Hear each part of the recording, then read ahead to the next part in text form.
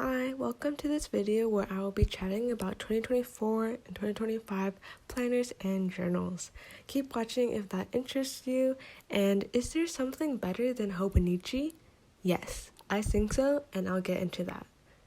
The main question I'm asking myself is what I see myself purchasing for 2025 and what will I actually end up using and being consistent with. The uncertainty is mainly behind if I will keep it the whole year and will I actually enjoy using it. Hobonichi is a big brand and well loved for a reason. I love Hobonichi. I've been looking at their daily sneak peeks in August, and the website is so cute and organized and creative. I just love it.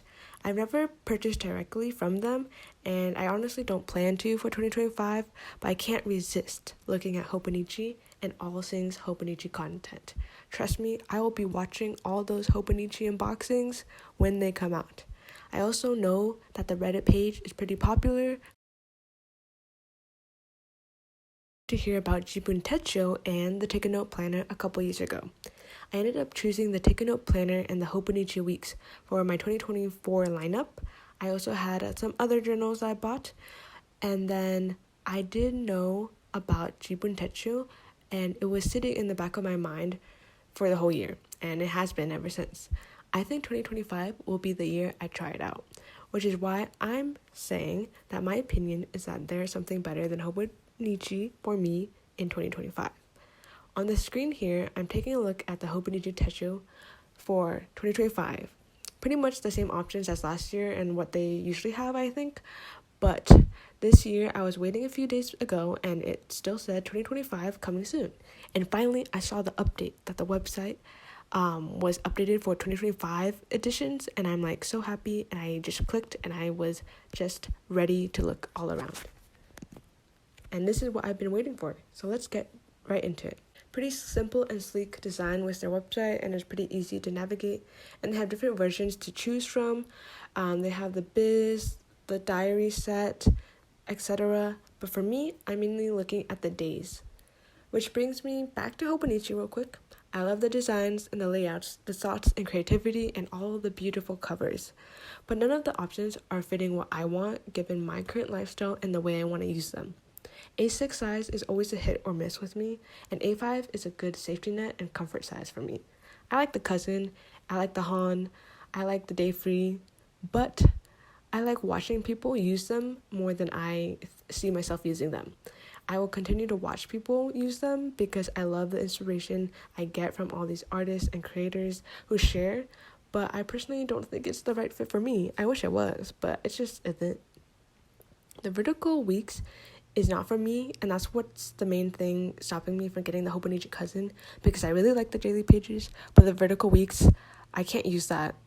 I don't want to use that because I use Google Calendar, because I can automate my events, appointments. I can move and adjust times and locations with a click of a button, and it keeps it nice and sleek on the page. It doesn't look messy, and I think that would bother me if I had to change everything, cross out plans, move everything. It would look messy, and I don't think I want that. And I also don't want to put in so much time in making my weekly spread when I mainly just go to work every Monday through Friday and go out on weekends. I don't have that much to do, and I don't want to change it all and have to update it every single week personally. I would love to have the motivation and dedication to do that every week, but I don't think I can do it. So talking lineup and decision making process, I think is quite hard, but a natural part of the process to be questioning and asking, is this planner, journal, notebook, whatever it is, working for me? And if it is not, is there anything that could make it better or make it work? Or what are my other options? I was really excited to get my Take a Note planner in the beginning of the year and the weeks because it's the first time I ever tried those planners, sizes, paper, all of that, and first time shopping for these bigger stationery items. And I was excited in the beginning of the year. I got really into it. My first pages looked so pretty. My handwriting was so nice. And then I got comfortable, and then I tried new ideas and styles, and then got lazy, and life happened, and all that other stuff. Then I hit the reality check when it's mid-year and I'm not loving it, I'm not hating it, but I'm not into it that much as I was in the beginning of the year. And that's where I'm questioning myself, is like, are these notebooks serving my needs and my wants? Or was it just because I was busy, lazy, and I didn't feel like journaling in it? But it's actually a good planner or notebook for me. But for me, I felt like I was leaving it on back burner too much. I wasn't enjoying it. When I picked it back up, I was like, what do I do with it now? Because it wasn't working for me. Even when I found new ideas, it just didn't click for me. And that's why I've always had these other planners and journals in the back of my mind. And I'm like, would that be better for me? And that's something I'm considering in this new lineup. With Hobonichi, all these August daily previews and planner season's beginning, and everyone's having their new releases. It's crazy to think that this year is like halfway over, and we're getting into 2025 talk with planners and notebooks and brands, and there's excitement and a lot of things to consider. But of course, I want to continue my Take a Note and my Hobonichi weeks for the final months of the year. I'm not like giving up on them now, but I'll just try to use them, but we'll see how that goes. Maybe I'll change my mind, but I'm pretty sure I won't. I'm very excited to see all the previews, because since February, I've been like wanting something new. I just can't help it. Like, I kind of just get the feeling once I've been in a notebook for a while, I'm like, okay, a few weeks, I already know if I like it or not. Like, once I get it immediately, I'm like, oh, I kind of get a feeling about it, because I feel like I know myself in that way. It's like, I have this feeling, I wanted to try it, and I'm happy I tried it, but I don't think I'll rebuy. That's something I get sometimes. If anyone else is like that, where it's like, okay, 2024 just started, we're like 2 months in, and like I'm already thinking about what I want for 2025 and how I want it to change, and every time I wasn't like feeling satisfied in my planners and notebooks, I was just thinking about what I wanted next year for 2025. And I think that's also the aspect of these dated planners, which is the pressure and disappointment if it doesn't work out and it doesn't feel good. But you sunk your money into it, into this whole dated notebook. Copying is normal and common, but I do notice that I would feel the inner pressure of, oh my gosh, I just bought this new notebook and I have to stick with it for the whole year. And there's pressure behind that because you've bought it and it's dated, and if you don't use it, there's so many dated pages.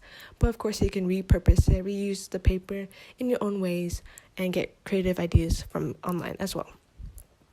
But that's also where I feel very grateful for this community of journalers and planners and stationery nerds, because I like how I can watch and get inspired by people and other creators who make amazing works of art, share their notebooks and ideas and their life.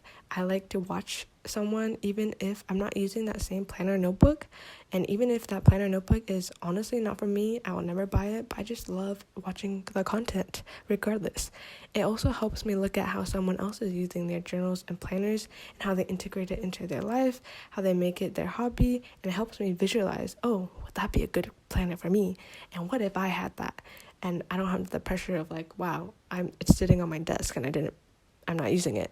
I've also been talking way too long, and I could go on and on about these topics because they interest me so much. I love journaling and planning and stationery, but I will share some questions that I've been considering as I choose my lineup for 2025 and thoughts I'm working on. So in no particular order, first, how many dated books do I want? For me, I had 2 in 2024, in 2025, and moving forward, I only want 1. I think it's hard to keep up with a dated planner. It's motivating when I have a dated page to go back to, and when I fill it in, it's kind of like a checkbox for that day. And then some days it's empty, but it's okay if there's only a few pages. But I like it because it motivates me, but also it's freeing for me to like work within the box, but also outside of the box or book, whatever. Number 2, what size do I want?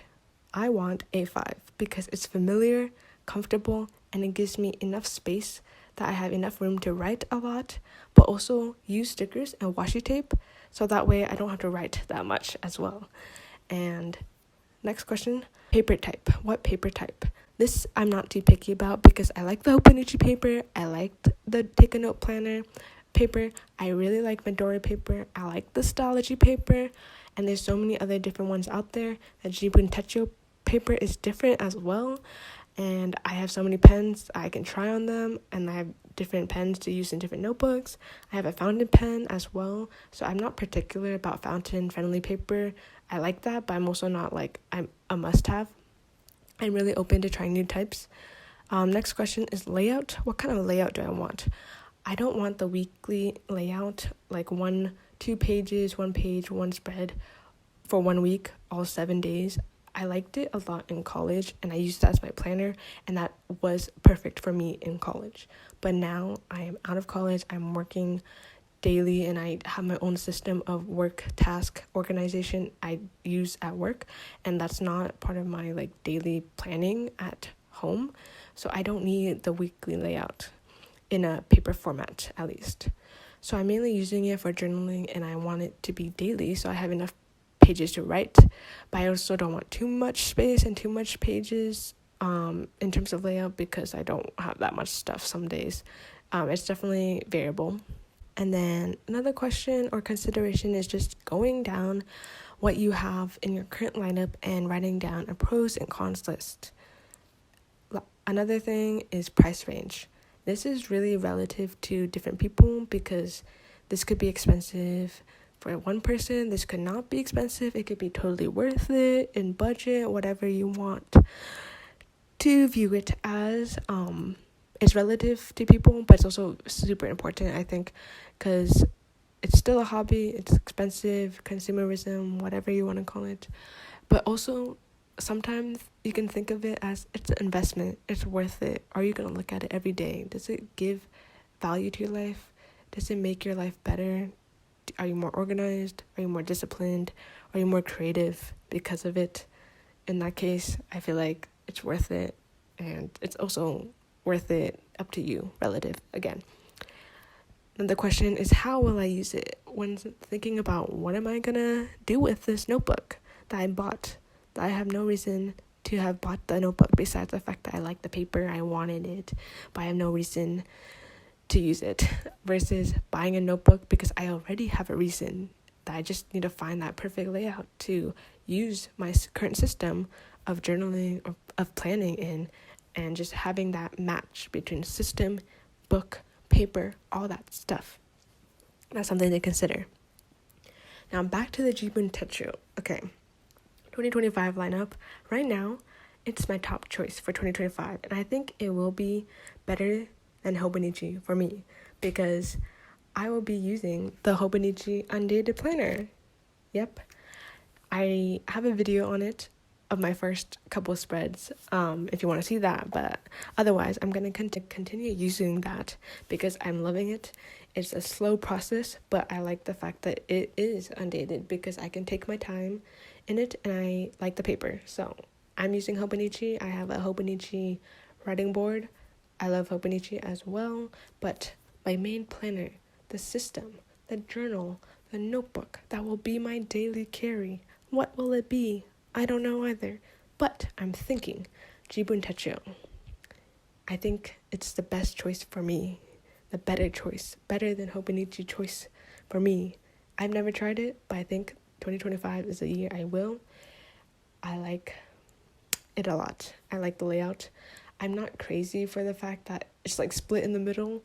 That bothers me, but also gives me structure, which is what I need to stay focused as well. Don't mind all that ranting. Let's get into what color to choose, because that's the real debate. I don't mind any of these colors. Yellow, for some reason, 2025 sounds like a nice golden year. Like, it gives me yellow, golden. And I do have my Hobonichi right now in the plain grid in a yellow gold already. And then the gray 𝓵𝓵 Techo is not bad. It gives me cool, it gives me professional, calm, and serious, but mysterious. But I'm mostly in between the blue and red color because red is closest to pink, which gives me passion, love, boldness, excitement. And 2025, I think, will be the year I dive deep into my passion, goals, and life. At least I want to. But then blue is also very bold, but calming. It's cool and sweet and lovely, and it would go well with my other book, which is the gold color, so blue and gold will look good together. But at the same time, I already have a lot of blue things. My take a note this year was like this muted blue, and then my car is red. so I can't decide. What color should I get, guys? This will be on my mind for the next few months. Okay, bye.